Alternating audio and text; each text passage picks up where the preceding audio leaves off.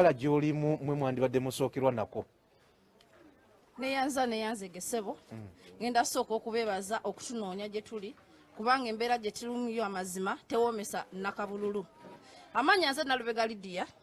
eyakwatira ekitundu kino flag. Weewaawo eriyo ebintu ebibeerawo naye ate ebayo ekisukka. Bw'otunuulira nnyo eggwanga lyaffe nga bwe litambula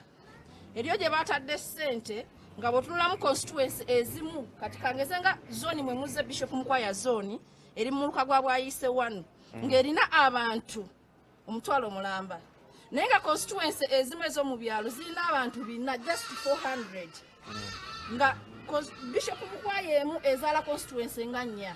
emu bweti naye neetafiibwako bwe baba banoonyereza ddala bubonero bwe baayagala kabe mu bifo bya nzigotta kyekifo ekimu abaana aba boda sebo gyo twabadde n'olutalo ku Kaleerwe naye ng'olutalo luli Kaleerwe teruva nti oba butaagaliza oba buteeyagala bantu bayala buli omu agamba nkoye mu nnyumba nina okumala okunoonya ekyokulya embeera bwetyo neebeerawo so olw'ensonga eyo ze naaligambye Honorable Nabbanja ti mukama waffe minisita abantu bayala ssente ze bagamba nti zikoma nkya mu Kampala sinnawulirako we zigenda mpasi mu Makindi nawuliddeko kwota ya Makindi naye awasigadde tewannaba olina kibuzo kye wabuuzizza kyeyamani w'ekyalo kino nti ffe twakola ki ebijanjaalo baatuwa bibi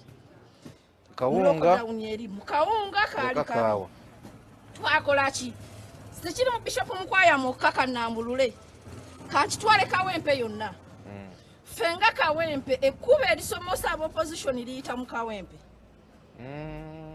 ekkuba erisomosa opposition liwa Kawempe kati opposition esinga obungi mu Kampala efubutuka mu Kawempe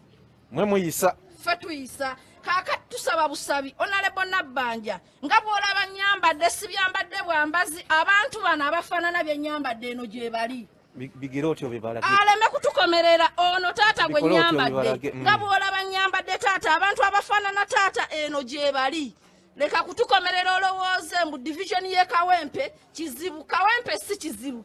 abagiweerezaamu kye kizibu naye yo Kawempe si ki abantu abagirimu bantu balungi neyanziza